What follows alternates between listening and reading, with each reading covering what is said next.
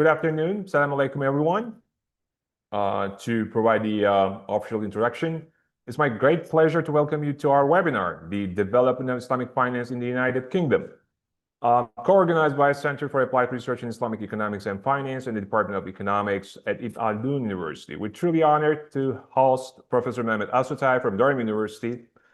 Professor Asutay is one of the leading scholars in the fields of Islamic economics, Islamic moral economy, Islamic political economy, and Islamic finance. He currently serves as Professor of Middle Eastern and Islamic Political Economy and Finance at Durham University, and he is the Director of the Durham Center for Islamic Economics and Finance. He also directs Durham's Islamic Finance Master's programs and Durham Islamic Finance Summer School as well. Professor Asutay's work has made a major contribution to broadening the study of Islamic finance beyond technical financial instruments by placing it within wider questions of morality, development, governance, sustainability, and political economy. He is also 2024 Islamic Development Bank Prize laureate for his impactful contribution to Islamic economics as well. Dear Professor Asutay, dear Hojam, thank you very much for being with us today. We're delighted to host you and we look forward to your lecture. So before I give the floor to you, I also like to share my not informal, let's say, remarks. Professor Asutay's place in my academic career is also extremely important and valuable. I had the chance to spend 1 year with the professor himself at Durham Center for Islamic Economics and Finance as part of my dissertation. So the professor effectively acted as my co-supervisor in my dissertation, for which I always be very grateful. So it's definitely a privilege and honor to have you, Professor. So floor is yours, sir. Thank you very much, Fatih. Wassalamu alaikum wa rahmatullahi wa barakatuh. It's good to be here. Thank you for your generous words. It's always a great pleasure to work with you and to be with you, and hopefully we'll continue to work. But also I'd like to take this opportunity to congratulate you on becoming the director of the center at Ibn Haldun University, the Center for Applied Research in Islamic Economics and Finance. Congratulations on that, and I wish you all the best. I'm here to support in any way I can to develop your work at Ibn Haldun University. Thank you for having me. Of course, most of the audience is very familiar me talking about some Islamic moral economy, political economy material. But from time to time, I have presented the cases, country cases, including perhaps more often on the UK case. And today I'll take you through the UK Islamic finance development. But also I like to pay homage to people who have made this possible. And therefore, I will start my presentation with that homage to understand through anecdotes, through historical points in time. It is easier to understand how we moved, if I use the word, from the winter of the time to the spring of the time, as we are today, the spring of Islamic finance, not only in the UK, but all over the world. And you're at Ibn Haldun University in Istanbul. I remember the first conference we did at Sorbonne University, the Richard Schuman University in France. And that time it wasn't possible to have such conferences in Turkey.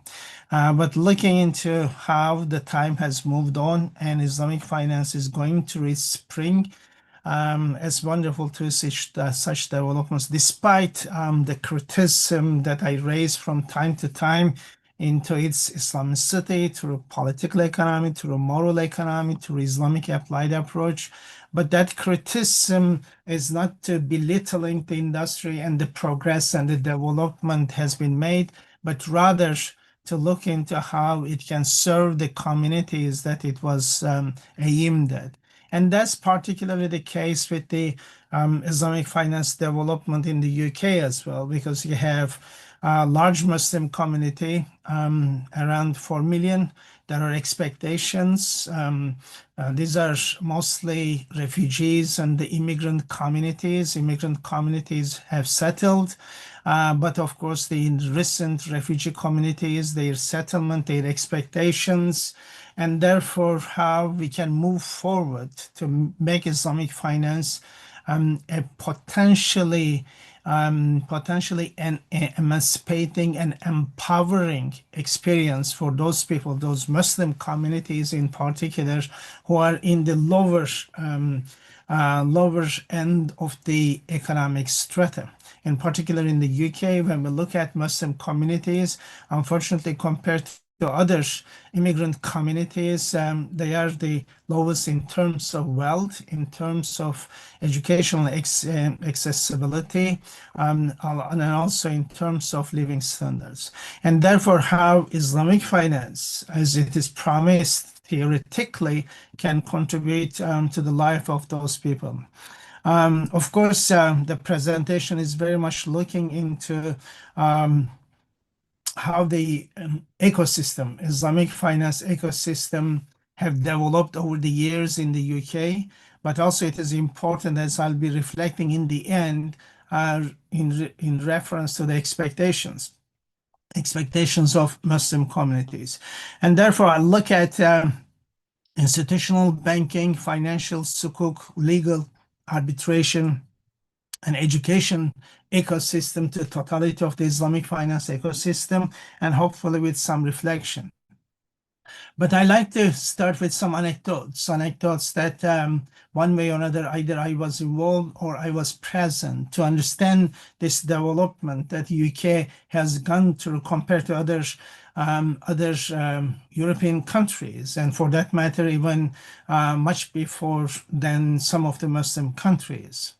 Many academics and professionals, of course, work in this development, and this is, I thought,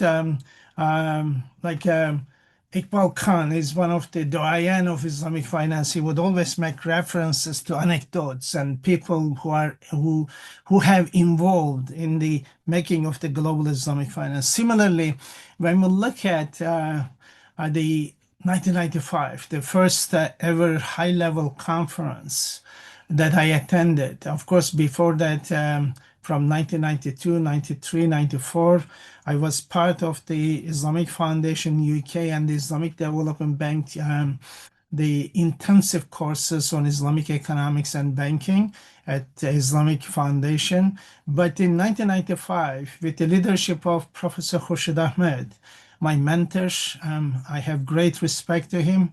I was his assistant for 6 years at Islamic Foundation. He organized this conference at Islamic Foundation, and he hosted a number of central bank governors from the Muslim world, including the Kuwaiti, if I'm not mistaken, and the Jordanian central bank governors. But also there was an intentionally, Sir Eddie George, the governor of the Bank of England of the time, was invited to the program. And his personal experience, because the agenda was that how central banks can manage Islamic finance presence in those countries where Muslim majority, how that can be replicated in the case of UK, and therefore the presence of Sir Eddie George. And that was very remarkable for me to understand the importance of personal touch in the development of policies. One aspect was Sir Eddie George stated that, look, he doesn't have any problem with Islamic finance. He understands, and apparently he was a devout Christian himself. He understands the religious logic and he understands the financial logic. But he said that, look, I leave this burden on you to work on, develop a group of people, come together, look into how Islamic finance can be possible, can fit into the UK financial system, financial regulation, and the legal system. And that led the way for the establishment of working group, as I'll be talking about that later in the timeline. But what was important, and that's the personal touch in terms of policy making, Sir Eddie George, he told us an anecdote from his own life. He said that when he joined the Bank of England, the central bank, as a young clerk after university, and he bought his first home, of course, on mortgage. And after a few days, he received his neighbors just visiting him, expressing their good wishes for him to live in that beautiful house that he purchased through mortgage. But they expressed their own sorrow, although they bought the house next door, they were living there. But they told him that they are Muslims, and unfortunately, they had to buy this house on a conventional finance mortgage, which bothers them because the whole idea involving in interest, of course, is considered as one of the grave sins, and they express their sorrow, their bitter experience of not able to enjoy that. And Sir Eddie George mentioned that, and he repeated that in other places too. And I published in the Review of Islamic Economics one of those speeches. And he stated that he told them, look, guys, you have to pray really hard for me to become the governor of Bank of England one day, and I will make sure that Muslims can enjoy mortgage without interest. And that and he said that, look, since I am here as a governor, their prayers must be very strong indeed. And that's the personal touch, how that personal experience facilitated the whole conversation, whether Islamic finance can be possible in the UK, and if it is, how that can be done. And Sir Eddie George, late Eddie George, managed that process, the initial part of the process, very well. Of course, then later in 1997, the arrival of the Labour Party with its landslide election into the government and their close connection with Muslim communities at that time facilitated the process of those legal changes that I'm going to talk, and the enabling a regulative environment for Islamic finance as well. Then an important event in 2002. I organized that event in Leicester at Islamic Foundation, an executive program in Islamic banking and finance. We organized together with IRTI at Islamic Development Bank.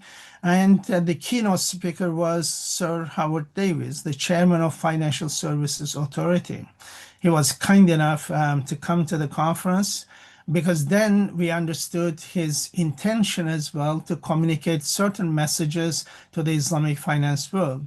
In the conference, he openly stated that the UK has national interest in Islamic finance. And that was an important statement to pave the way for the further development of Islamic finance. He was the head of the Financial Services Authority, which is no longer exists as an institution, which was transformed into another regulative institution. And in that conference, there were people present, such as late Sheikh Hassan Hussein Hamid. He was very much prevailing in the Gulf region, in particular in Dubai and Abu Dhabi. He was in the chairman of the Sharia board of the Dubai Islamic Bank, and hence they immediately appealed to Sir Howard Davis at the conference whether they would accept an application for an Islamic bank license. And he said, of course, they will treat in the same way that they would treat any other bank application. And that led the way to the opening of Islamic Bank of Britain in 2004. And that was the forum that I organized.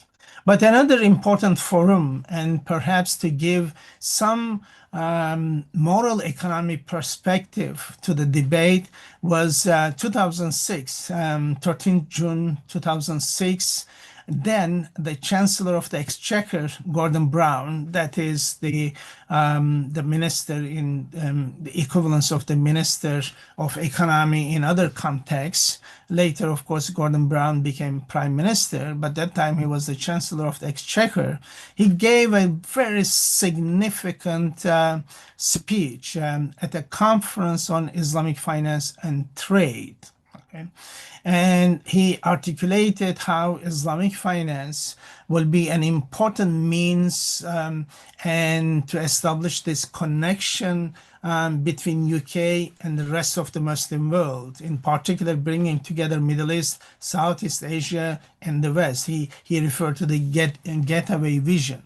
But also, he promised the regulatory support. The regulatory supports, he suggested that would be undertaken by the Treasury to make sure that Islamic financial frameworks can be adopted within the UK regulative system. Particularly, of course, relating to Muslim communities, everyday individuals, individual Muslims on the street, the mortgage, banking products, and the investment models for the high-end investors, of course. But importantly, he referred to British Muslim community. And through Islamic finance, he suggested that British Muslim community would be able to better communicate and connect with the rest of the Muslim world.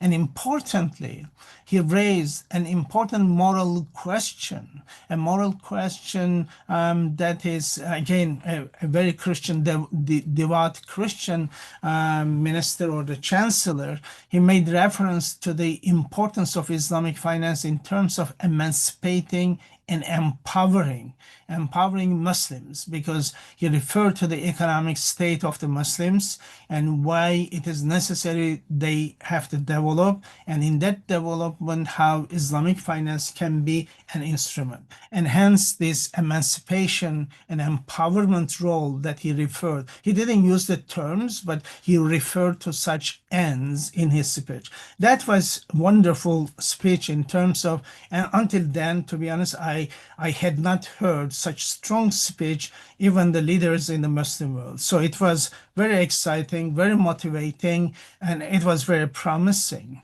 And then in 2013, when the government changed in 2010, after the premiership of Gordon Brown, the Conservatives took over. Although in the initial years there were promises and the development of Islamic finance, but conservatives were slower in terms of their response for the development of Islamic finance. However, this particular speech in 2013, October in London, the World Islamic Economic Forum. The first time World Islamic Economic Forum took place beyond Muslim world. It was in London, October. Cameron went on the stage, Prime Minister. He had quite a number of leaders next to him. Okay, you had Prime Minister of Pakistan, you had Minister of Economy of Turkey, Mehmet Babacan, and quite a number of leaders were there, the Afghani president, and quite a number of people, either ministers or presidents or prime ministers from Turkey. Each one of them gave nice speeches, but rather boring, to be honest. But Cameron went on the stage. It was short, but it was to the point. And he shocked everyone. He motivated everyone. He said that he's going to make London a global hub for Islamic finance. And then he went into list what they are going to do. Like sukuk, we are going to issue the first sovereign sukuk in the UK, okay, government or the Islamic bond sukuk, the sovereign sukuk. And of course, developing London Stock Exchange and all that, it was rather exciting. So these are important notes for us to understand the background and how, therefore, anecdotes motivates policies and how personal touches, those policies are important. And today, in the spring of Islamic finance in the UK, you have UK model. We talk about the UK model in addition to Malaysian model, the Gulf model, and an emerging Turkey and Indonesia model. But the UK model is important also to consider because it's a Muslim minority. It's not a Muslim society, but what happened over the years, the developments are significant, so that we can talk about the UK model. Regulator neutrality. Of course, the promise was that we are not going to give you special privileges as regulator. You will be subject to same regulation, and therefore regulative neutrality. Now, whether that's a good thing or not, that's something else. But that relates to all, even Muslim majority economies, the regulatory neutrality. But London, of course, the market depth has increased, and global capital links are important. London being the financial hub of the world, and hence Islamic finance being part of that is an important motivation. So it is not that UK only created a standalone Islamic finance regime, but they brought together an ecosystem, tax, regulation, infrastructure, so that Islamic products could compete and on a comparable economic terms, fair playing field, in other words, okay, providing that opportunity. Policy neutrality, therefore, is an important part of the UK model. Tax and regulatory reforms, by reducing, for instance, double charges when you have murabaha contracts, for instance, or mortgage contracts, double charges on tax, and therefore those treatment. But also importantly, clarifying the securities treatment, again, is an important part of the process. Institutional debt, the bureaucracy, and the technocracy and the bureaucracy heavily involved, whether it is from the Treasury, whether the tax office, whether the Central Bank of England, Financial Services Authority, which became FCA later, and all this regulative environment to coordinate a fair playing field for Islamic finance. The market access, and that's an important part, in particular, English law, the case law, has provided an opportunity space for the penetration of Islamic finance contracts into the legal system. And also it enabled UK to become a legal center for arbitration in relation to Islamic finance disputes. And that's an important case that we have to consider. And UK professional services and Gulf, as well as the Asian investors links, provide that scale.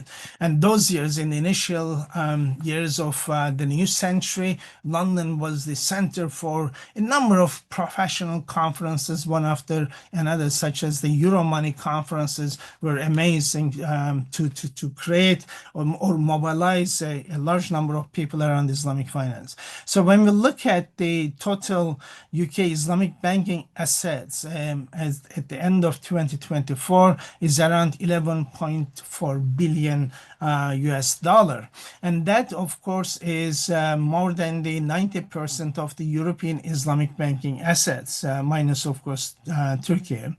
And you have in London Stock Exchange, LSE Sukuk listings, 68 Sukuk listings, and more than 50 billion raised by 2022. Okay, so a great progress taking place. When we look at the timeline, okay, from initial 1982, which of course similar to Turkey's experience, because the first Islamic bank 1995, but initial preparations, bureaucratic preparations, is around 1982, with Özal being the Minister of Economy.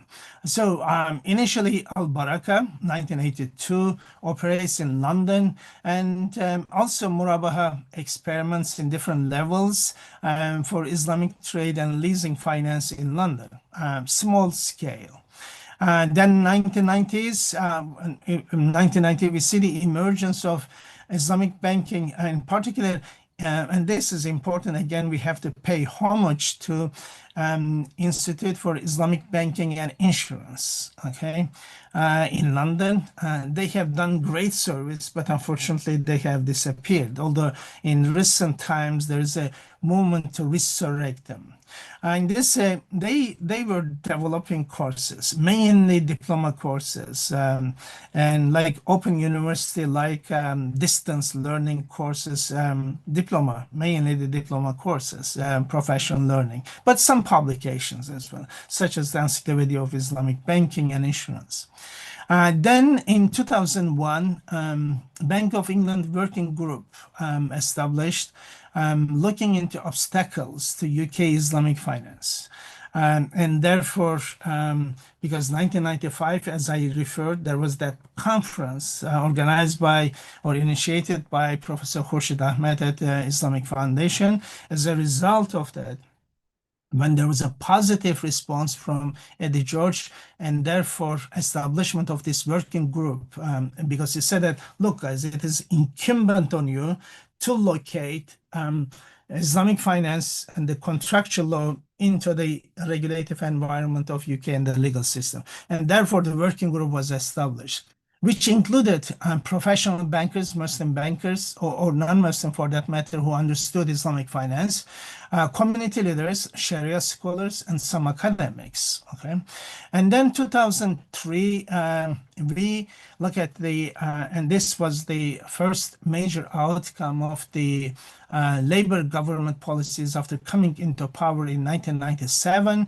as stamp duty relief, double stamp duty barriers reduced or overcome, and therefore facilitating Islamic financial contracts, but in particular for mortgage as well. Then in 2004, as I mentioned, after my conference in 2002, the promise of UK has an national interest in Islamic banking, and therefore Islamic Bank of Britain, first UK Islamic Retail Bank, 2004. And then 2005, 2007, again, the Labour Party times, tax and market entry alternative finance rules were established, regulative environment, in terms of house purchasing programs, London Stock Exchange Sukuk, and also the establishment of the Bank of London and Middle East during that period in London. And then 2008, 2009, United Kingdom Islamic Financial Services, a civil society organization, but also as a bank, QIB, UK, and then Abu Dhabi FIIB, order institutional promotion in terms of provision of Islamic finances by this bank, but as a civil society organization, UK IFS. And then the Sukuk-related regulatory clarity.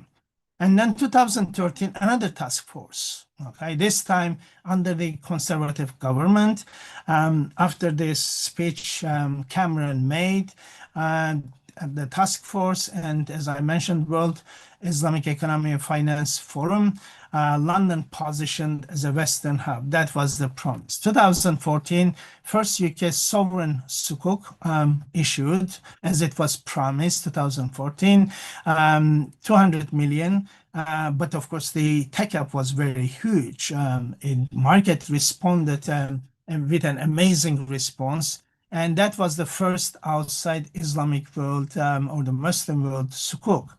2015, UKEF, sukuk guarantees, and therefore $913 million Emirates A 380 sukuk support. Again, that was London. And then 2021, again, another sukuk, Bank of England's this liquidity facilitation was released. They developed a particular structure for liquidity facilitization, and 500 million pounds 5-year sukuk was issued again 2021. And 2023-26, what we see mainly policy engagement, refinancing relief, Kuwait Finance House conversion into Islamic in London, and importantly, an important promise over 20 years, student finance. It hasn't been launched, but the entire preparations by the Treasury has been conducted.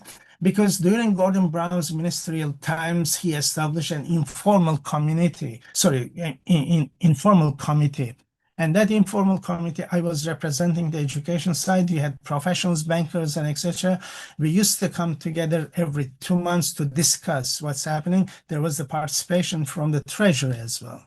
But that disappeared. In 2014, one of the doyens of Islamic finance world in the UK, Richard Thomas, the former CEO of Gatehouse Bank in London, he, again, an informal grouping beyond the government or the official lines.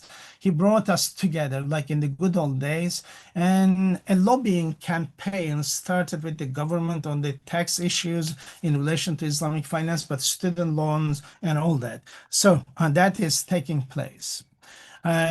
And when we look at the institutional architecture, of course, policy and legislation part, a number of government departments engage coordinated manner to ensure same rules and comparatively looking at the same rules and comparable outcomes environment can be made possible for Islamic finance. Therefore, whether it's the Treasury, whether the revenues, whether the Department of Economy, UK Export Finance, and all that, everyone is involved in creating that ecosystem. And then Prudential and the Conduct Regulation, Bank of England, FCA, and PRA, these are the regulative institutions involved in the process. FCA replaced the former financial service FSA. And then the market promotion and the industry voice, a number of either semi-official or civil society organization, such as United Kingdom Islamic Financial Services, a civil society organization. The City UK, again, a semi-official organization. United Kingdom Islamic Financial Council, for instance, which has presence also in the House of Parliament as well as the House of Lords. APPG, Islamic and Ethical Finance. Again, this is a committee, a joint committee established between House of Commons and the House of Parliament, chaired by one Lord and one MP currently from Labour, and it has regular meetings to campaign for Islamic finance. And execution, when we look at the execution ecosystem, Islamic banks, law firms, accountants, Sharia scholars, and universities, you have large domain of different sectors involved in the making of Islamic finance in the UK. APPG, Islamic and Ethical Finance Committee within, or the group within the House of Lords and House of Parliament. I was as well invited once to give testimony on Islamic finance. And therefore, we have this regular events to make sure that Islamic finance promotion is taking place. So Islamic finance products are regulated for financial soundness and consumer protection.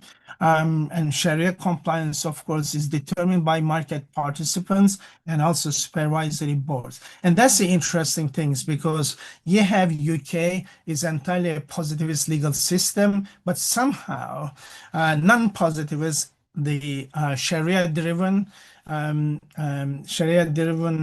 contracts are implemented within the system. So what you see the UK's model, therefore this hybrid system of within the legality, positive law together with divine law operating to produce Islamic finance. And of course, that is very much the prevailing norm in most of the Muslim countries which have secular laws, including Turkey.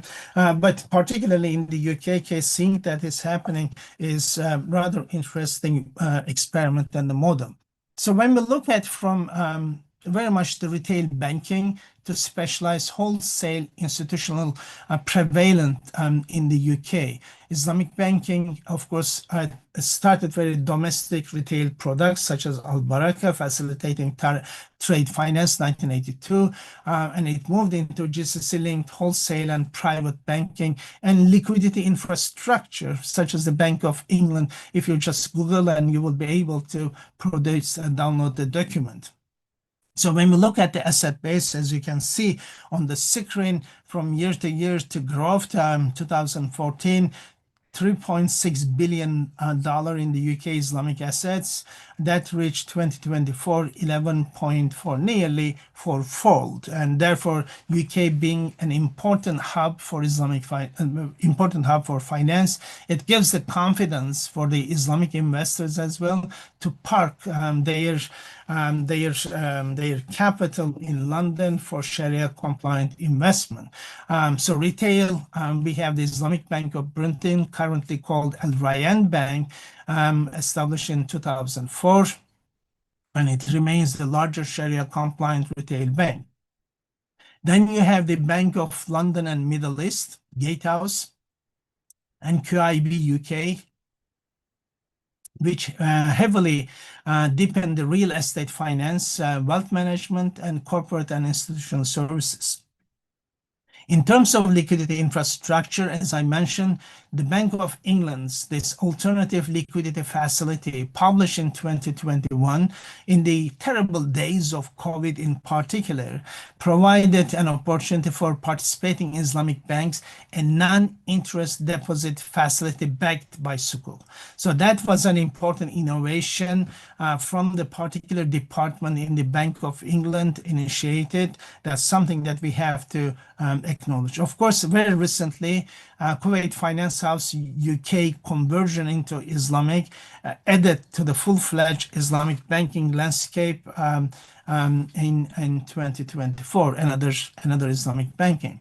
So when we look at products expansion, very much from home finance to an investment ecosystem, you have retail finance, home purchase plans, Sharia compliance savings, cash as saving accounts and pensions, which broadened, of course, the available products for Muslim consumers. Again, in the end, I will be reflecting, but what is the expectation of UK Muslims? Because the economic well-being as well as the economic power of Muslim communities are rather low. So therefore, most of these facilities have been working for either high-end investors, high-net investors, or people coming from outside who wants their monies to be treated with Sharia compliant or invested through Sharia compliant manner. The liquidity and the treasury, the commodity murabaha, and liquidity facilities, of course, provides liquidity management for Islamic institutions. In the fund and the wealth management, UK has 37 Islamic funds, with 19.6 billion in 2021, according to the City UK. Infrastructure and real estates, of course, this must have increased enormously since 2021. I couldn't find the recent data. Infrastructure and real estates, when we look at Islamic finance, have been utilized to fund large projects such as the Shard in London, Battersea development area, a commercial as well as residential living area, London Gateway and the Olympic Village. Again, these are all commercial as well as the residential areas. And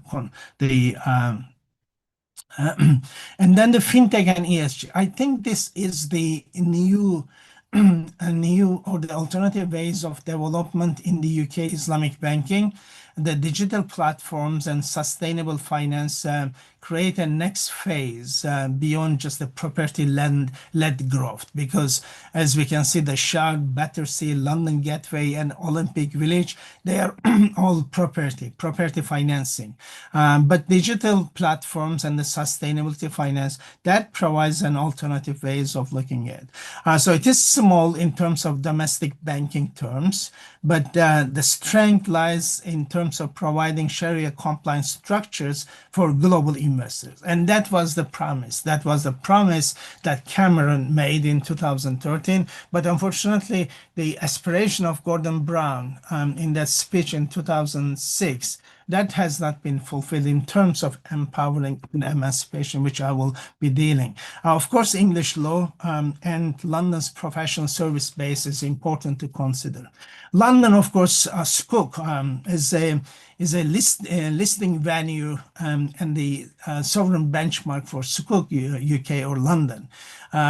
Of course, the government credibility in terms of UK issuing a Sukuk itself, a sovereign Sukuk, it provided further credibility in addition to the traditional presence of London as an important hub and trustable hub in terms of governance and regulation.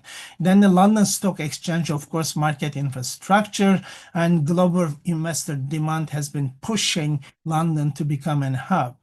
So investors subscribe for certificates. When we look at how sovereign Ijara Sukuk work, then SVP or the issuer holds beneficial interest and government asset lease rental support distributions in the process. So when we look at the milestone 2006-7, first Sukuk was listed in London Stock Exchange. That's the beginning.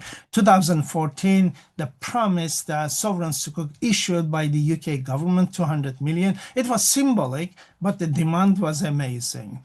I think it was 11 times more than expected. First outside the Muslim world. 2015, again, the guarantees, UKEF guarantees 913 million Sukuk for Emirates A308 aircrafts. That was in London, 2021. Second UK sovereign Sukuk, and that was under COVID circumstances. This time it was 500 million, 5-year Ijara Sukuk. And 2022, 68. By 2022, we had 68 London Stock Exchange Sukuk listings and more than $50 billion raised in the process. An important part of the UK Islamic banking tax regulation, tax neutrality, therefore, made Islamic finance economically bankable in the UK because Islamic financial contracts requiring buying and selling between different stakeholders made it terribly expensive because of the double stamp duty as well as the VAT. Therefore, that was a challenge. It wasn't a permissibility, but have to overcome tax regulation. It was avoiding tax and regulatory frictions created by the asset transfers embedded in the Islamic structures, and therefore the whole idea have to facilitate that.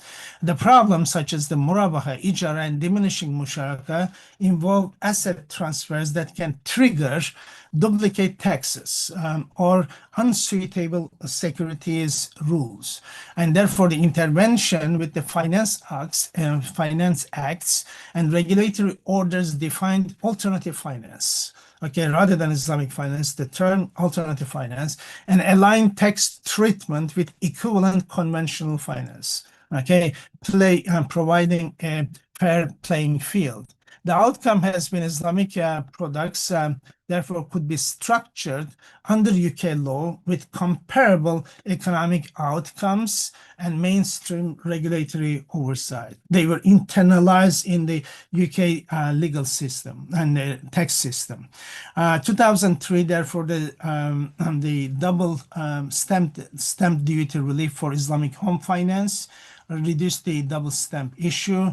2005-7 alternative finance rules covering purchase, resale, shared ownership, deposit, wakala, and investment bonds. 2010, the Sukuk order reduced the legal compliance cost versus conventional bonds. And 2024, refinancing measures to tackle tax mismatches for existing assets used in alternative finance.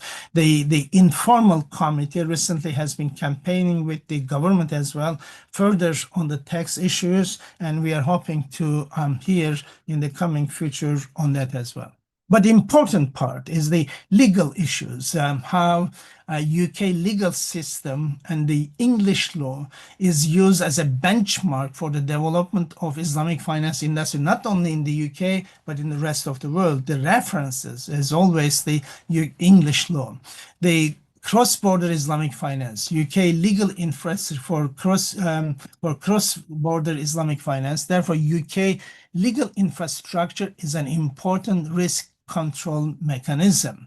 Neutral, because it is a neutral forum, it provides a neutral forum, enforceable awards and precedents that clarify Sharia-related contract risk. So it overcomes any risk or arbitration or the dispute emerges from Sharia-related contracts. It can easily clarify the UK or the English legal system. So being a neutral seat for multi-jurisdiction, it deals with GCC, Asian, but also UK special purpose vehicles, trustees, and global investors. Being a case law, as opposed to most of the Muslim countries have civil law, and therefore it's a codified law. However, the case law, the ijtihad part of the UK legal system or the English law makes it very easy to even deal with Sharia-related contracts. And therefore, the availability of the specialists, confidential processes, and tribunals can include finance, sukuk, Sharia literate expertise. And therefore, by referring to the expertise opinion, they can sort the issues out, they deal with the disputes. Court also supports without merits re-litigation, and therefore interim relief, anti-suit tools, and awards enforcement reinforce the certainty of the English law when it comes to the risk emerges from Sharia-related contracts in terms of disputes. So famous cases such as the Shamil Bank versus the Beximco, the very famous 2000 case, generic Sharia wording was not treated as a second governing law. Again, Dana Gas Sukuk, the famous Sukuk, United Arab Emirates on the Iraqi Kurdistan oil, which became a fiasco in the end, 2017. English law purchase undertaking held enforceable despite Sharia and United Arab Emirates law challenge. Okay, so it upheld the initial positioning. And also ENCA and Arbitration Act 2025, SIT law default not clarifies the law of the arbitration of agreement. So in other words, English legal law, London being an important hub and facilitating on the legal side, and considering the Sharia standard and consequences of Sharia non-compliance within the system makes UK an important hub in terms of the legal norms as well. Therefore, quite a number of legal companies in London or UK specialize in Islamic finance because plenty of cases are dealt with here, or they provide the legal and regulative compliance in addition to Islamic or the Sharia compliance. An important part of the ecosystem, of course, is the human capital and how UK is doing in terms of the capital, human capital. And that was one of the important promises made by Cameron when he was Prime Minister, the Conservative Prime Minister, and that was developing the UK as an important center for Islamic finance-related education and training. In the initial years, 1990s, where hardly there was anything available in anywhere, as I mentioned, this amazing institution, Islamic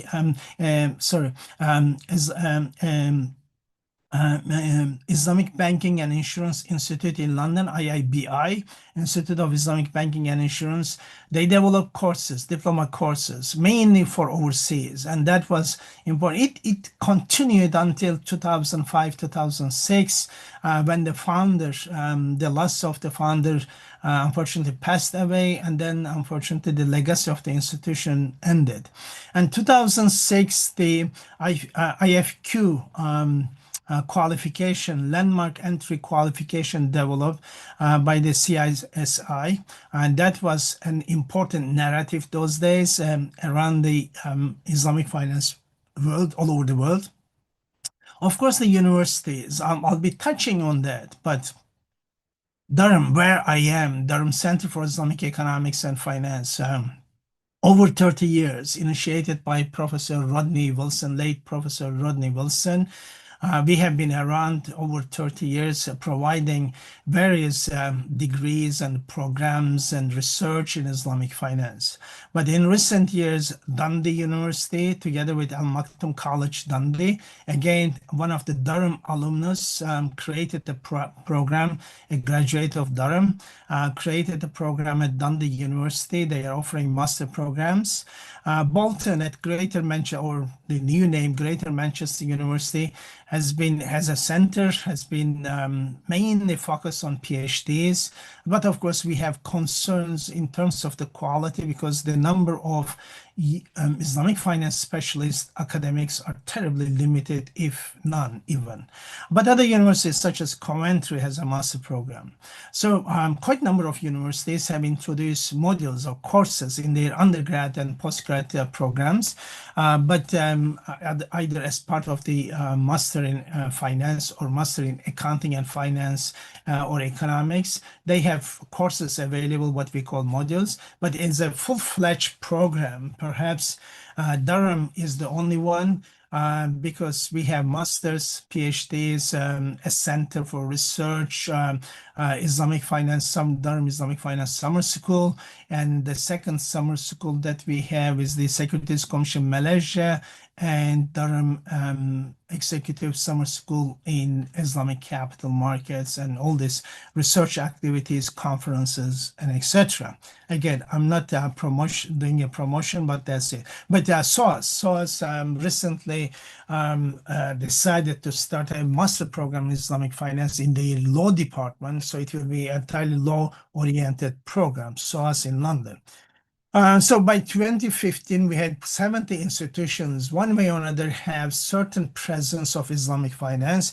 That increased to 80 courses in 5 professional institutions, and 80 Islamic finance courses, or the modules, are provided within the existing conventional programs.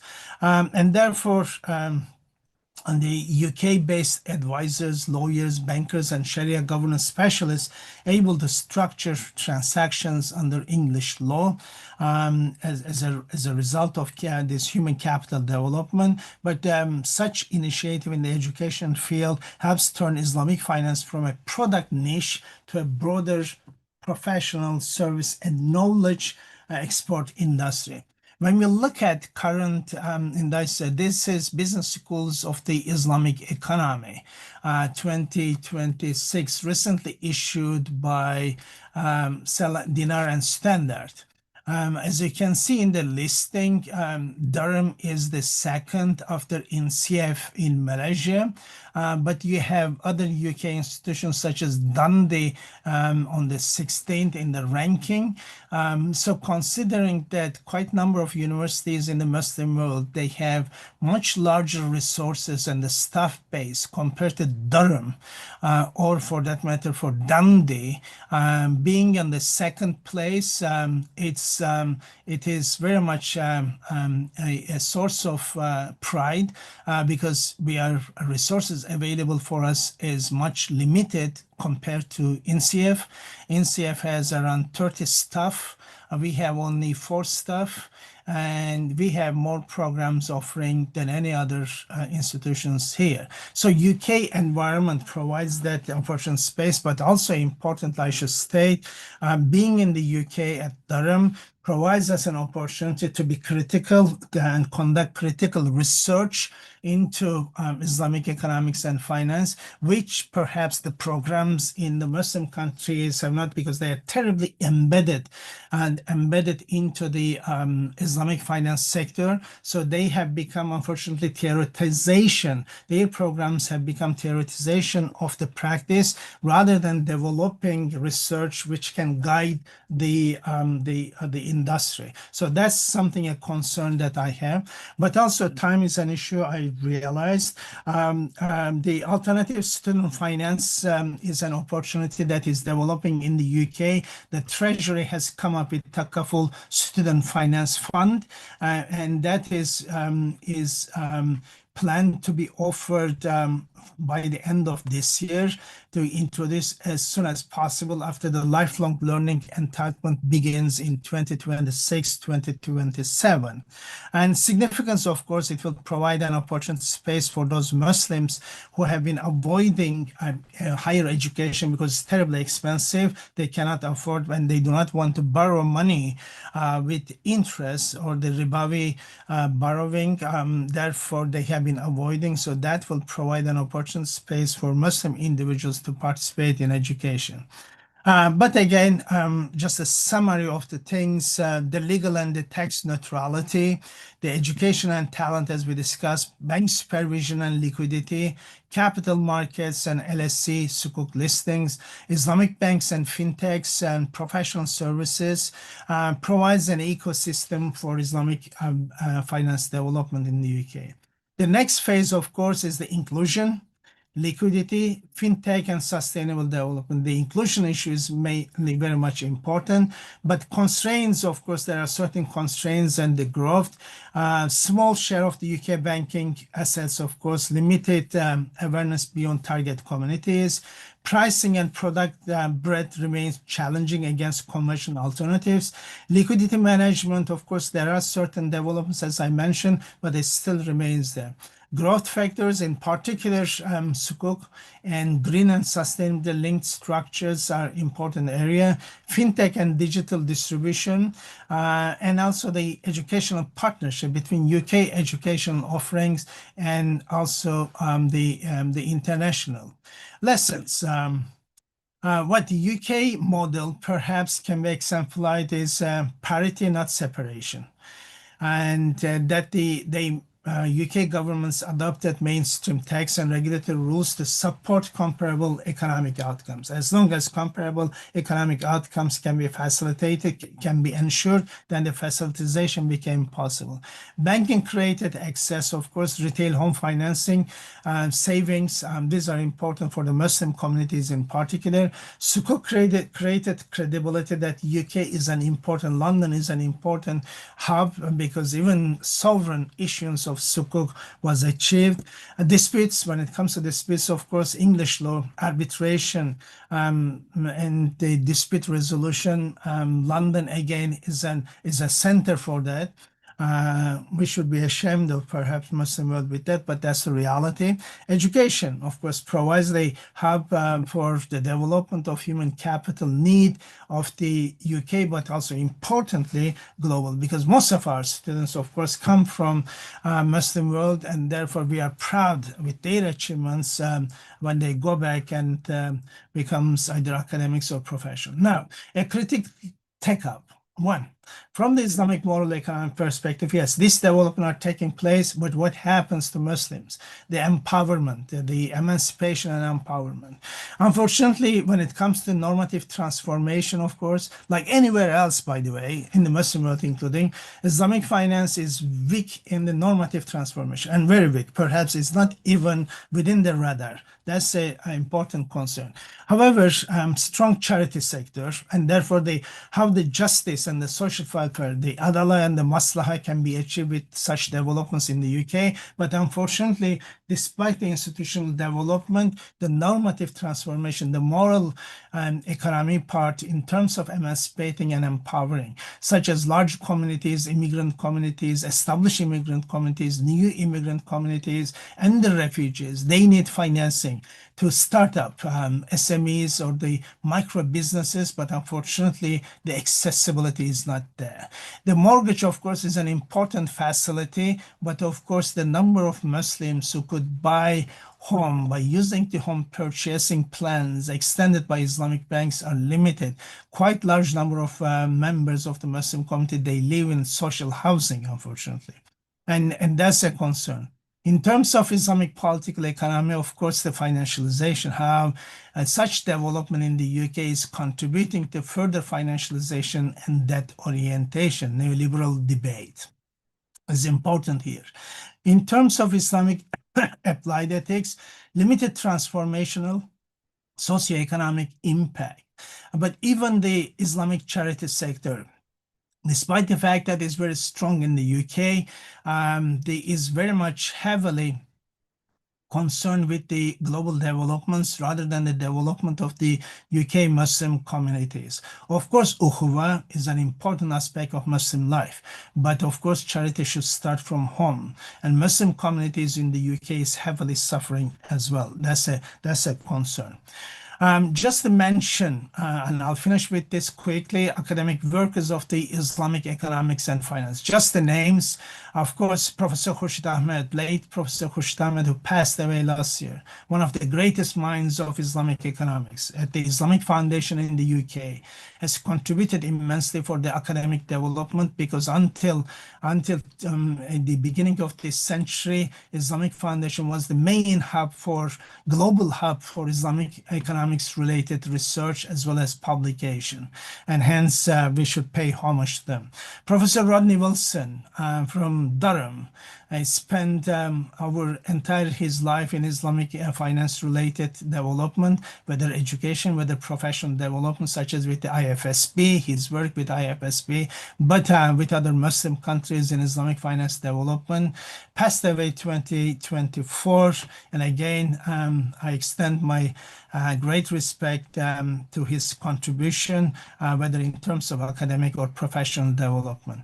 John Presley started Loughborough University as an important initial hub for Islamic finance with the help of Professor Khurshid Ahmed, but unfortunately the program closed in 2000 under the political difficulties of the time. The university could not sustain. Professor Presley is around, but again, is something that we have to mention with his contribution. Two of the Islamic Bank and Islamic Development Bank presidents has been his former students. Again, Professor Simon Archer immensely contributed on the academic part, but importantly in developing and bringing a convergence with international accounting standards and Islamic finance. And that was with the IFSB in particular. His work has been immense at the University of Surrey. And he is currently, although he's very old, he's still very active with the University of Reading. And Professor Phil Mullenix, unfortunately, again, passed away 2003. He initiated the Bangor University program, which does not exist anymore, as someone that we have to extend our respect again for his contribution to Islamic finance. And I'll finish with this. My apologies for taking longer than I really thought. But I leave it to Fatih now. I'm really grateful for the time and the space given to me. And my apologies, Fatih. I didn't realize the time. Thank you, Fatih. Not at all, Professor. Thank you so much for this extremely rich and thought-provoking presentation, as always. I think you provided an excellent coverage of the whole Islamic finance ecosystem in the UK. So to me, that was absolutely fantastic. Thank you so much, Professor. So we may have a few questions from the audience. If there is anyone interested in asking a few questions to the professor, please feel free. And while we wait for any questions from the audience, if I may, just if it's okay, kind of through mine at you, Professor. I was thinking about like going for the moral economy part, but you already covered that. During the summary and wrap up. So as you just mentioned, I'm not trying to be polemical or anything, but maybe finance, including Islamic finance too. And as you mentioned, not necessarily in Muslim majority countries, basically anywhere in the world. Yes. Probably maybe finance as the industry itself or the field itself is maybe not the field to expect, let's say, the moral economy related parts such as social impact or the sustainability orientation, maslaha, we know just welfare of the people. Maybe as in the UK example, as long as you do it in an effective way, an efficient way, supported by a good ecosystem, a good national structure, institutional structure, good legislation for taxation too, even with all the ups and downs as basically anywhere in the world. So with all the taken, how do you see it, Professor? If Islamic finance, even if it's exercised, let's say as in the UK example, not necessarily perfect, but in a good way, eventually we would need, it seems, something else. I don't know what it is. Is it the charitable? Is it the charity sector? Is it the third sector? Is it something else that will give us somewhere during the road down the way a bit more the moral and ethical, let's say, aims and goals we kind of strive for, if I may ask, Professor. Yeah, that's very much the valid question that we have been pondering on.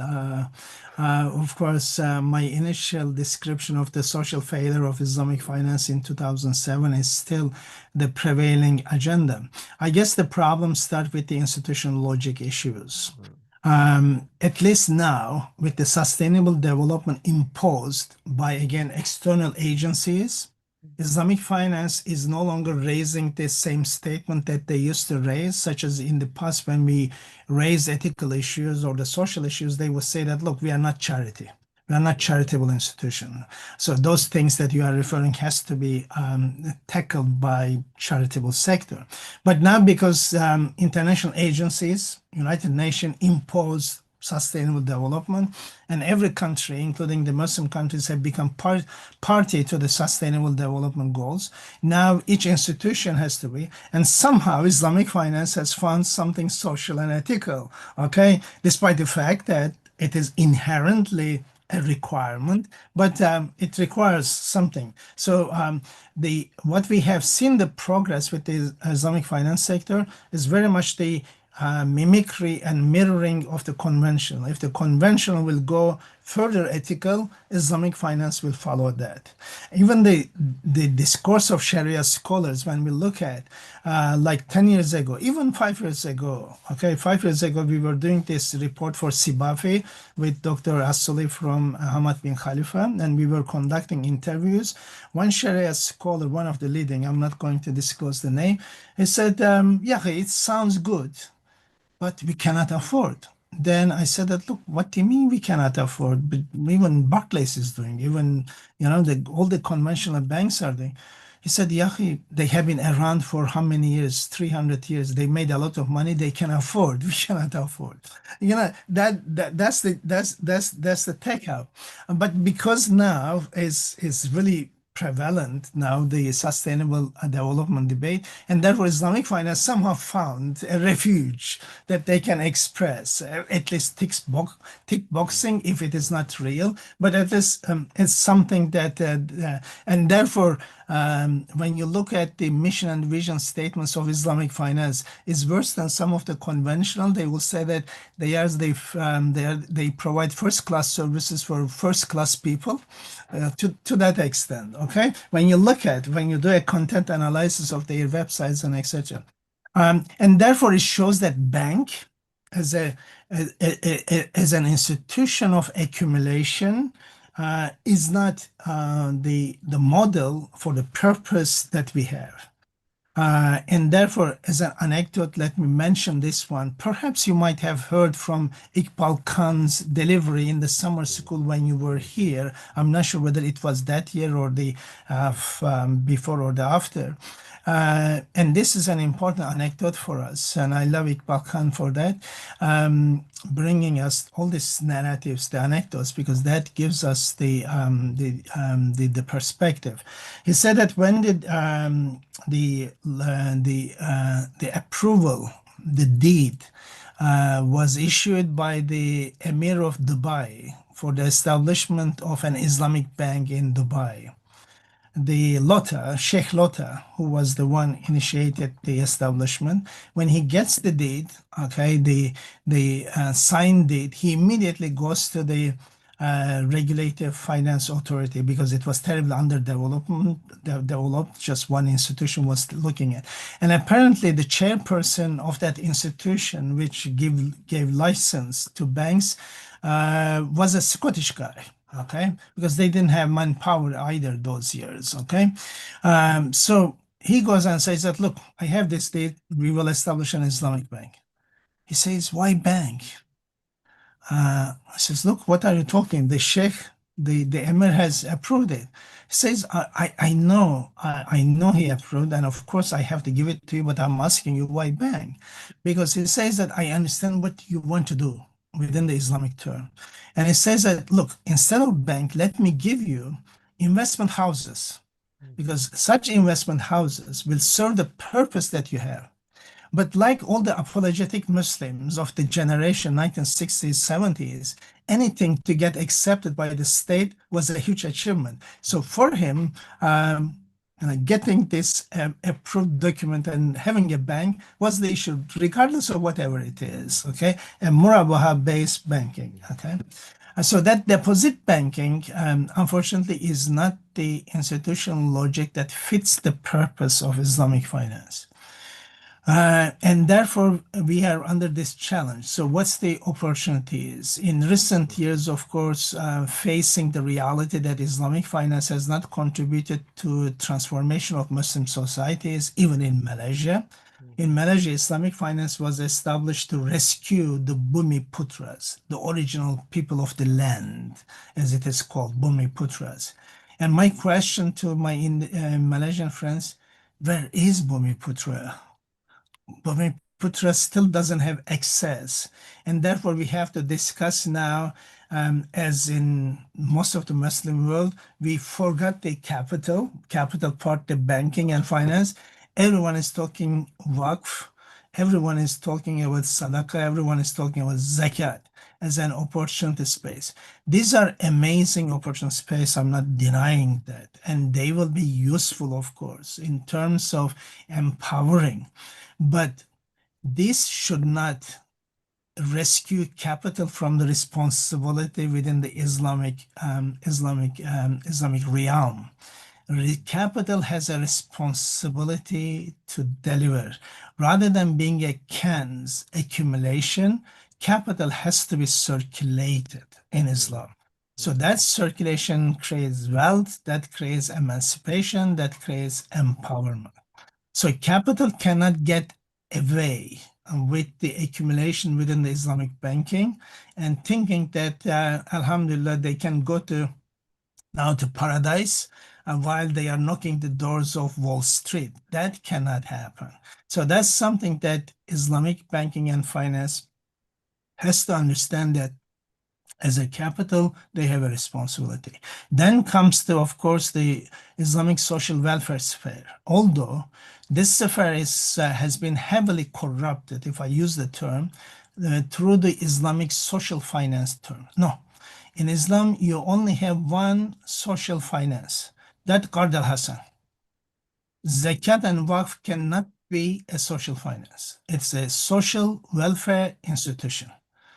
Of course, it uses financial terms in terms of its support and help, but it is not social finance institution. The only social finance institution is Qard al-Hasan. And therefore, when I see this reputation of Islamic social finance covering Waqf and Zakat, I really beat myself up continuously. Even we couldn't get that correct. So Waqf and Zakat, yes, these are important, and therefore the Zakat funds are important. But my fear now, a political economy debate, how governments are taking over Zakat funds. This is the strength of civil society against the authorities to defend civil society and to empower civil society. With the Indonesian experiment with Basnas, a centralized zakat system, the governments now all over the world, in the Muslim world, they are excited because there's a very cheap credit available for them to deliver their own responsibilities for citizen in return for tax, and they are using zakat. They want to use the zakat money for that purpose as well. That's a huge political economic issue that we have to tackle, because zakat is our social contract with Allah. and that requires delivery to the society, and hence is a very strong instrument for civil society, for the protection of civil society. State taking over that, taking over that is a concern. The other institution, of course, is the Qard al-Hassan has to be developed. Iran has a Qard al-Hassan bank, and that's something that we have to consider, establishing Qard al-Hassan banks in the Muslim world with the participation of Islamic banks, civil society, Waqf and Zakat together, a Qard al-Hassan development fund for the empowerment of individuals and as well as the emancipation. But beyond that, in terms of SMEs financing in particular, young population in the Muslim world, they are looking for empowerment-related financing, the startups, SMEs or MSMEs, the microstructures as well. And therefore, funds, Islamic funds have to be established for them to have access. You have in the Muslim world amazing funds, such as the Kuwait National Fund, $7 billion money rested in that. Okay, yes, it is not entirely Islamic structure, but which can be Islamized in terms of structure, but it is not tapped into use because it is only for the Kuwaiti nationals. Okay. However, the number of Kuwaiti nationals who needs money to establish startup is rather small compared to expats, large number of expats who can utilize those monies as well through the Islamic finance, for instance, establish small businesses, contribute to the development and the growth of economy in Kuwait, but unfortunately the political constraints. So money seems to be available in different ports, large amounts of money is available, or Kuwait National Fund perhaps change the regulation to make this money available with a competitive process for potential startups all over the world. But unfortunately, the institutional compliancy, institutional this laziness, unfortunately, as well as the bureaucracy doesn't help us. So Qard al-Hassan Fund and such funds, SMEs development, are important ways also to couple up with Islamic banks and financial institutions in terms of institutional emergence. I always give example, this amazing, the Indonesians came up with the Baitul Mal and Tamwil.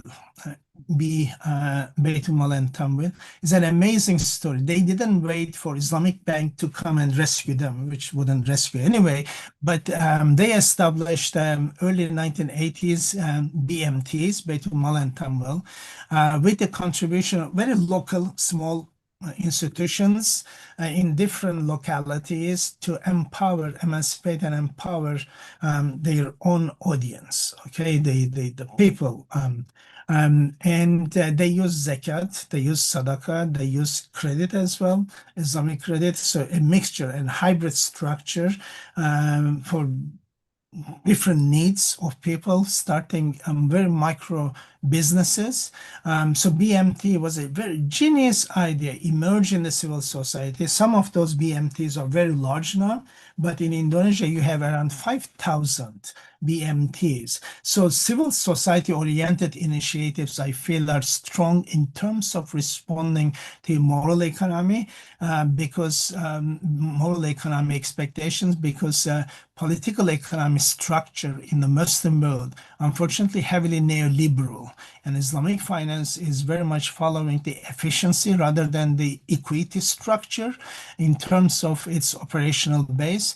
And therefore, capital, the so-called Islamic capital, the dream capital, whatever we call it, is not delivering what is expected of it. And therefore, we have to first also train our Sharia scholars to understand that the story is not moving capital from A to B, that is halal, but we have to look at as well, when we move capital from A to B, what happens? What consequences that we produce. Even the consequence issue, the outcomes issue motivated the UK government to ensure that in order to provide same outcome and same consequence to the Muslim communities, Islamic banking should be made facilitated to produce same outcome with the conventional. That accessibility has to be there. So therefore, Sharia scholarship has to be trained as well to understand the moral question. It's terribly wrong for me to say that moral question that the Sharia scholars learn, but that's the reality that we have.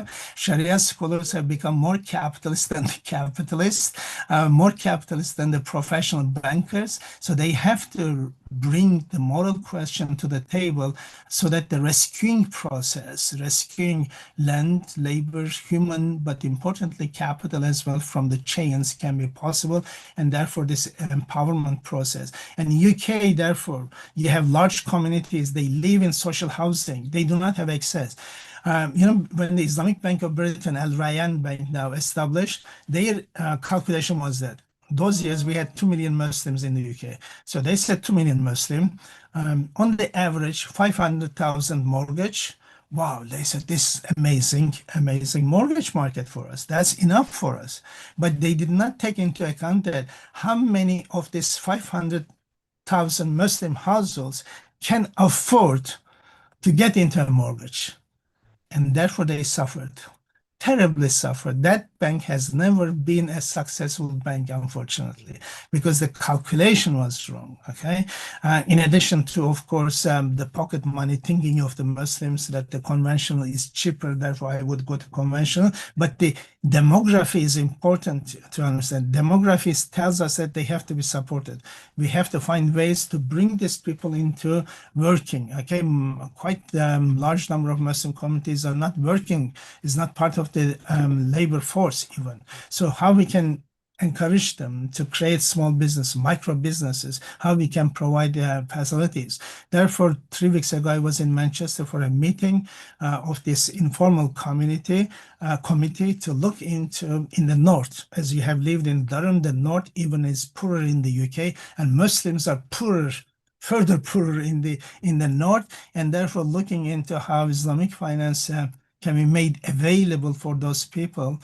So we had a good discussion there, but let's hope for the best. Hope that answers your question. Thank you so much, Professor. Yes, thank you. It does. Thank you for asking that. That complemented what I wanted to discuss, but didn't have time. Thank you. My pleasure, Professor. Professor, we have a few questions in the chat. If it's okay, Yep, I'd like to please. share them with you very quickly. One of them is, I wish to hear more about legal issues of Islamic finance in the UK, says one of our guests from the audience, if possible. Is there specific regulations regarding Islamic finance in the UK? What are the main legal problems or gaps of the sector? Professor?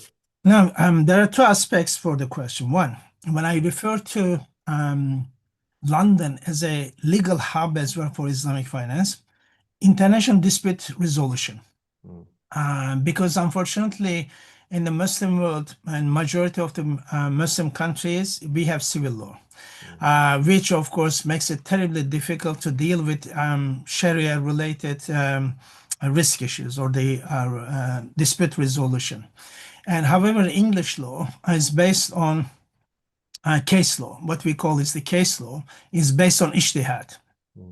And therefore, English court can easily take up a Sharia structure, and with the experts' help, they can bring a conclusion to it. As the recent famous case, there are of course plenty of cases come to London, but the famous case, Dana Sukuk in 2017, for instance, okay?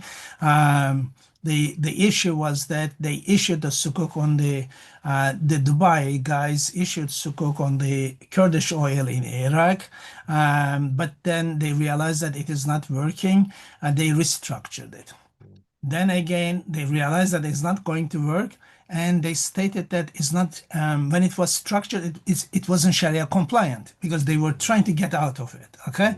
And unfortunately, those Sharia scholars involved in structuring that sukuk, they did not have the courage to come out either saying that, yes, we did a mistake, it wasn't Sharia compliant, or no, when we structured it, it was properly Sharia compliant. They didn't have the courage. And that's an important lesson for us to understand the moral question that I raised earlier on the Sharia scholars, because they didn't want to lose their position to be invited for Sharia boards in other institutions. Therefore, they could not even issue a statement for that end. And therefore, the case came to London, and London, of course, the court, the usual court. They are not Sharia court. But because it's a ijtihad-based law, it enables them to look into even the Sharia structure, Sharia-based structure. And they concluded that the reference is just the corrupted idea of getting out of the way rather than it was the structure problem. Okay, but that's one aspect. Therefore, London is or the English law is an important instrument for dispute resolution in the UK. From other countries, it comes to UK, and for that matter, even the conventional cases like Turkish case with Iraq on the, again, strangely, on the Kurdish oil, it was in London. The tribunal was in London rather than in Saudi Arabia or Malaysia or Indonesia. So Turkey and Iraq in London, dispute resolution, okay? In conventional manner as well. That applies to Islamic as well. Islamic part is despite being Sharia, is still the English court deals with that very efficiently because of the case nature. And that is, of course, Islamic law. Islamic law is case. Unfortunately, with Majelle, of course, this codification started, and later with secularization, unfortunately, the French law have become the dominant law in the Muslim world. So when we look at the second aspect, when it comes to legal issues, the initial legal issue and related to tax, of course, the definition of asset. What is the Islamic definition of asset? How do we move asset? And when we are moving asset, who are the parties involved? Because like if you are doing a murabaha transaction in Islamic finance, let's say that you are going to a bank and you want to buy a car, purchase a car, bank buys it for you, then sells it to you. So you have two transactions, okay? So what happens? You have double taxation in terms of VAT, okay? Value added tax, you have two. So therefore the legal system had to look into to redefine Islamic structures or incorporate Islamic structure in the existing law without creating unfairness to the conventional. Because if conventional such transaction happened twice, then you have to pay two tax. So in this case, because of the nature of the contract initially, rather than just changing hands, but the initial contract requirement, the law had to be changed to enable the structures being used in the UK without double tax. So that required a legal change, and that defines, of course, what is transaction. So transaction had to be defined from the beginning, okay? A different transactional form which has two aspects. Similarly with mortgage, for instance, mortgage, when you purchase a house with mortgage, you have to pay again what we call stamp duty. Stamp duty, of course, again, if you are buying from an Islamic bank buys the house and sells it to you. Again, double taxation, stamp duty taxation, and which increases the price, of course, depending on the value of the house, but at least £3,000 to £5,000.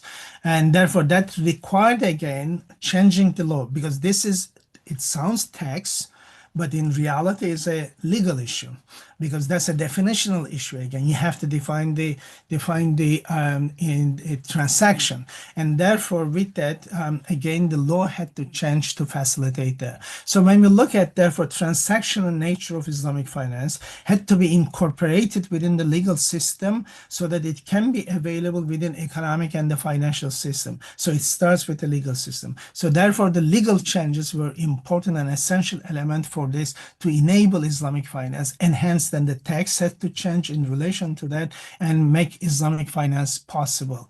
And therefore the definitional issues. But in some Muslim countries, such changes have been implemented pragmatistically without changing the law.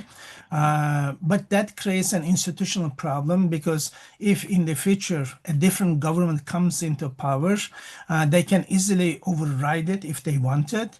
And therefore, here, by providing, by definition, because the UK system, by definition, they couldn't do pragmatistically. It had to pass from the House of Parliament. But in some Muslim countries, unfortunately, this is done pragmatistically, which creates additional legal risk for the future. But here, that has been tackled very well. Of course, there are other issues, legal issues that has been emerging, but the strength of the English law, that's the case law, enables the process to run its own course without political interference. But of course, the political will is important, such as the case I referred, the Eddie George position, the Gordon Brown position, the Cameron position. Each one of them are very much the expression of the political will that the Muslim community is here. Of course, the main concern in relation to Muslim community was Gordon Brown. Cameron was very much the bring the capital, or Tony Blair was the bring the capital to make us richer. But Gordon Brown, because of, again, his own Christian background, he comes from, if I'm not mistaken, Methodist background, Christianity, which of course very much heavily have the social responsibility understanding. And that was important contribution. I hope that responds to the question. Of course it does. Thank you so much, Professor. I have another one. Very quickly. In your forecast, what major improvements we will see in the UK in the next 10 years in enabling the growth of UK Islamic finance ecosystem has been asked, Professor. I think with the new generation, as I mentioned, we have this very informal gathering of stakeholders. Richard Thomas, one of the doyen of UK Islamic finance, and he received the Queen's Prize for his contribution for Islamic finance, by the way, Richard Thomas. And that's important to identify. Of course, there are other Muslims who receives Queen's Prize, but for different purposes. Richard Thomas received for Islamic finance, as well as Stella Cox, of course. So Richard Thomas again brought us together because Gordon Brown's time, this was semi-official. Gordon Brown used to send his technocrats to the meetings as well, discussing how we can develop and what have been done and what can be done. But after that, unfortunately, the conservatives didn't pay attention. But recently, I think it was in 2004, Richard Thomas, he's a retired man now.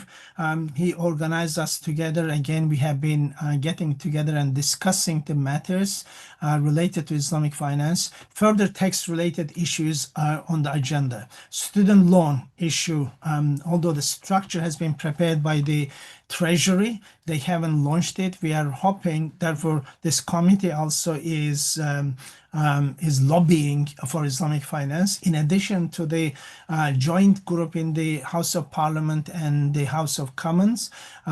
We are all working together to ensure Islamic finance development in this country. So some tax-related issues, student loan issues, but importantly, the new generation. Now, after many years, when I went to that meeting, I could see how the faces have changed. Very much younger people, very much fintech people, okay? These are very much AI fintech people now. They're on the ground.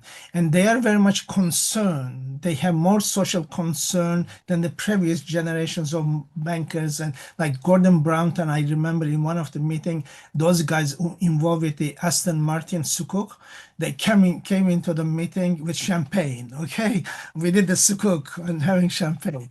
So that was they were English white people, but that was the generation very much banking and finance oriented. You know, Aston Martin Sukuk is a big thing. Okay, halal Aston Martin. Okay, but now when I started going to this new group of meetings, very young people.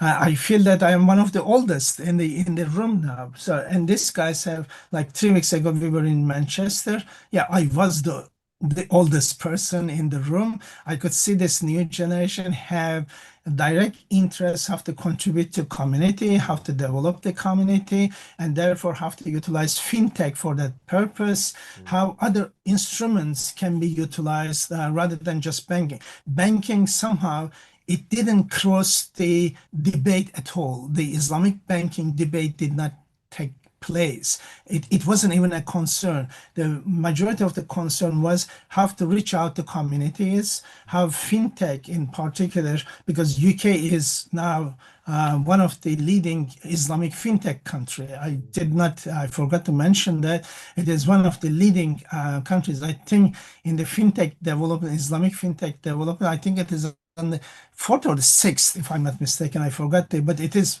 at the upper end, and therefore the new generation are looking into how that can be possible. Fintech, how it can be used to provide accessibility to capital.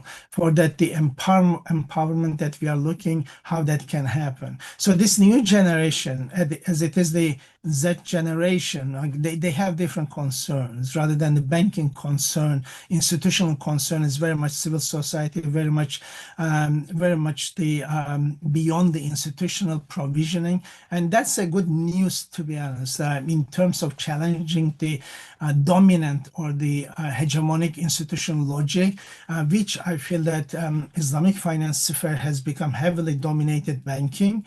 Islamic capital market development was positive, but unfortunately that became heavy capital movement as well.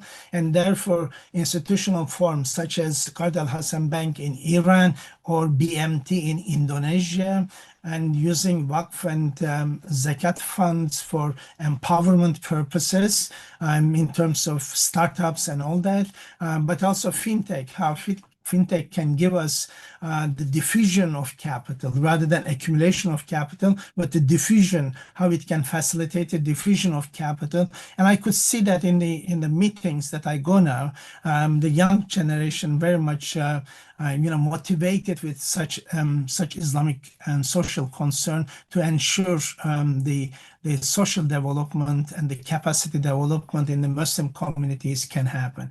I think that's a strength that we will see. But I think one of the issues in terms of capital accumulation, Islamic capital accumulation, although London is going to continue to be the hub for Islamic funds, because it has the trust, it provides the guarantee, it provides the regulative environment, it provides the tax system, everything is, and it has the traditional trust. Okay, so therefore it will continue to be a center for a hub for parking Islamic capital as well. But I think these recent political events are taking place in the Gulf, in the American war on Iran, entirely created a new political economy. And like after September 11, how capital withdrew from United States in a very silent manner, without demonstrating that it is political, but because of the cold shoulders, how capital moved away, and therefore Islamic capital started investing in different parts of the world. Okay, the sovereign wealth funds no longer buys American bonds to provide cheap credit to United States, but Qataris and the Saudis and United Arab Emirates sovereign wealth funds are buying the major assets in the UK, in France, and in Latin America and other places. I mean, you will be surprised that the UK government is paying rent to Qatari sovereign wealth fund for the building that is owned by now, the very established old building of the Treasury building owned by the Qatari sovereign wealth funds, and UK government is paying rent. The same thing, the Chelsea garrisons of the military are owned by these Qatari sovereign wealth funds. So therefore, that shift was important in terms of, rather than investing the petrodollars into American treasury bonds to give cheap credit to America, they have been buying, they have been purchasing assets in different ways or investing. London Stock Exchange, the Qatari investment is huge in London Stock Exchange. Even supermarkets, invested by shareholder by the GCC countries, and therefore, with this recent development, Gulf countries realizing that the United States, despite the huge amounts of monies they are paying to the United States, they are not going to be protected by United States when it comes to the critical point. I think what happened in September 11, we might see the second version of that. The capital might withdraw from United States further, and the impact of that either again a large sum of that monies could come to UK or Europe, or as they have done in the 20 years ago, 25 years ago, they might further increase their stakeholding in real assets in different countries. And I hope Turkey could benefit from that, but unfortunately, Turkish financial environment is not given the trust that the London environment can provide, and that's something that we have to look into, how the Turkish legal environment, but also political economy and the economic stabilization can be achieved, so that such monies can be attracted to Turkey as well. The whole debate that has been lingering around Turkey and Indonesia together with the Islamic Development Bank establishing a mega Islamic bank in Turkey, unfortunately has not taken place. It has been lingering around, and that's very much the political environment. The legal environment is something that we have to be concerned with, how the legal environment and the economic environment can be stable to be able to attract such funds to Turkey to enable further development of Islamic finance in Turkey. Hope that answers. Professor, thank you so much. It was absolutely fantastic and fascinating. I'm checking the chat box. So much for the questions, I assume. If you would have any further comments or questions, I'd like to take them. If not, then with your kind permission, Professor, I believe we can conclude. Again, thank you so much. It's been like a fascinating experience to have this webinar and conversation with you. It's always great to have you, Professor. No, thank you, Fatih. I'm really happy that you are now in Ibn Khaldun. The Durhamites, I always say that the Durhamites are around, and we manage to shake every place that we go. And hopefully, with your presence at Ibn Khaldun can be shaken as well to further development and Islamic finance programs in research as well as the teaching, but also conferences and research seminars. I wish you all the best and congratulations again on the post. And thank you for having me. Islamic finance is an amazing area. Of course, we have criticism, but our criticism is not demeaning, is to ensure that an alternative voice, an alternative model for emancipating and empowering people can be possible. That's the promise. That's the promise of Islamic finance. That's the promise of Muslims to create an environment in which empowerment and emancipation can be possible. And therefore, borrowing from Indonesians, they define even their presidents when they give speech, they use this definition of Islamic finance. They repeat and repeat, and which I love it. They will say that Islamic economics is Rahmatul Alameen. Indeed, it's a blessing of Allah for everyone, because Muslims are witness unto mankind, regardless whether Muslim or not, and therefore how Islamic finance can enable that environment in which the emancipation and rescuing of people, environment, land, but even capital can be possible. Let's work towards that, and hope in your work in Ibn Khaldun University in Istanbul, you can contribute to that debate, but also develop practices with your friends and colleagues. Thank you very much for having me. Thank you so much, Professor. And thank you. Many thanks to those in the audience who've been watching us and who may also watch this broadcast later on. Thank you so much. Thank you also from me. Assalamu alaikum. Alaikum salam.